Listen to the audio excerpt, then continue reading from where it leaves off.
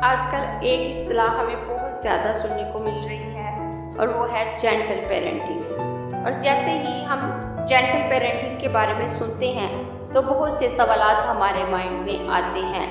Is gentle parenting really work? क्या gentle parenting वाकई काम करती है या ये सिर्फ एक सोशल मीडिया ट्रेंड है? तो पहले हम समझते हैं जेंटल पेरेंटिंग है क्या। तो जेंटल पेरेंटिंग ये है कि हम बच्चे को रिस्पेक्ट दें, उसको समझने की कोशिश करें, उसके साथ हेल्थी कनेक्शन बिल्ड करें। लेकिन इसका ये हरगिज़ मतलब नहीं कि बच्चे जो चाहें उन्हें करने दिया जाए, उन्हें डिसिप्लिन न सिखाया जाए, उनके लिए बाउंड्रीज तय न की जाएं। चीखने की बजाय पुरसुकून अंदाज से उन्हें समझाया जाए, उन्हें पनिश करने की बजाय गाइड किया जाए और कंट्रोल करने की बजाय उनके साथ अपने कनेक्शन को मजबूत बनाया जाए। मॉडर्न चाइल्ड साइकोलॉजी के मुताबिक वो बच्चे जो खुद को सेफ महसूस करते हैं, जिन बच्चों को इज्जत दी जाती है, वो ज़्यादा कॉन्फिडेंस होते हैं, ज़्यादा कोऑपरेटिव होते हैं और इमोशनली ज़्यादा स्ट्रॉन्ग होते हैं। Many parents today want to break the cycle of anger and hard discipline. वो बच्चों को डराकर फर्माबरदार नहीं बनाना चाहते, वो बच्चों को समझना चाहते हैं और उनको सिखाना चाहते हैं कि बच्चे उन्हें वाकई ही इज्जत दें। लेकिन जेंटल पेरेंटिंग उस वक्त ज़्यादा अच्छे से काम करती है जब हम सही तरीके से कोशिश करते हैं।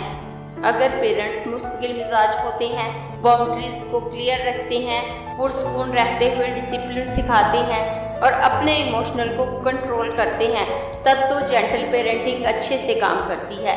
लेकिन जेंटल पेरेंटिंग उस वक्त फेल हो जाती है जब हम बच्चे के लिए कोई रूल नहीं बनाते, उनकी हर डिमांड पूरी करते हैं और बच्चे को ही घर का बॉस बना देते हैं। तो ये जेंटल पेरेंटिंग नहीं बल्कि खुली छुट्टी दे देना है, जो कि बच्चे के लिए उल्टा नुकसानदेह हो सकती है। जेंटल पेरेंटिंग ये नहीं है कि बच्चे को कभी नो ना कहा जाए, उसकी हर बात मान ली जाए, उसे किसी बात पे रोका टोका ना जाए। जेंटल पेरेंटिंग में भी आप बच्चे को ना कह सकते हैं, लेकिन डिफरेंट टोन के साथ। मिसाल के तौर पे अगर बच्चे खिलौने फेंक रहे हैं तो आप उन्हें चिल्लाकर मना करेंगे, खबरदार खिलौने फेंकना बंद करो। उसकी बजाय अगर आप जेंटल पेरेंटिंग की तरफ आते हैं तो आप उसे इस तरह से समझा सकते हैं कि मुझे पता है आप अपसेट हैं, लेकिन चीज़ें फेंकना तो कोई हल नहीं है, हमें ये चीज़ें नहीं फेंकनी। बाउंड्रीज वही होती हैं लेकिन अप्रोच बदलनी होती है। रूल्स वही होते हैं लेकिन समझाने के तरीकाकार को चेंज करना होता है। लेकिन जेंटल पेरेंटिंग आसान नहीं है। सच तो ये है, ये रवायती पेरेंटिंग से कहीं ज़्यादा मुश्किल है, क्योंकि इसके लिए पेरेंट्स को भी सेल्फ कंट्रोल, सब्र और इमोशनली इंटेलिजेंट होने की ज़रूरत होती है। अगर बच्चा आपके साथ मार्केट में मौजूद है, वो वहाँ शोर कर रहा है या बहुत ज़्यादा चीज़ों की डिमांड कर रहा है, तो चिल्ला कर डांट कर चुप करवाना आसान है, लेकिन पुरसुकून रहते हुए गाइड करना मुश्किल है। और यही असल चैलेंज है।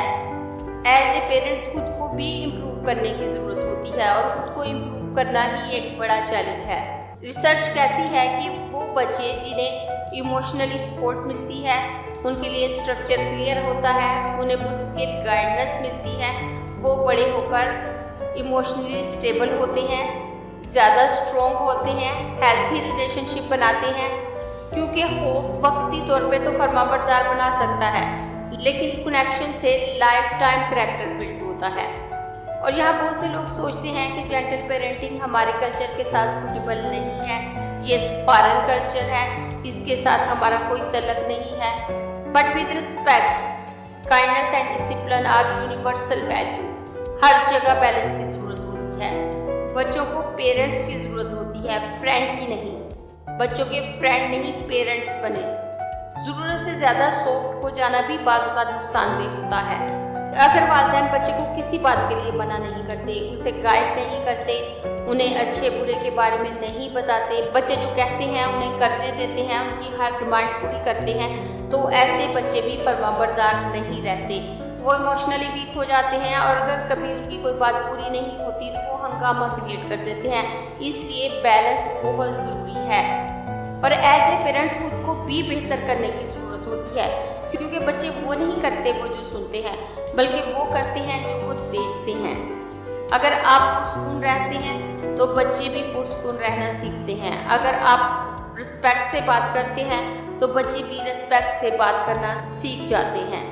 बच्चों को कंट्रोल करना मकसद नहीं होना चाहिए, उन्हें सीधा रास्ता दिखाना मतलब होना चाहिए। In simple word gentle parenting really work, लेकिन तब जब इसमें बैलेंस हो।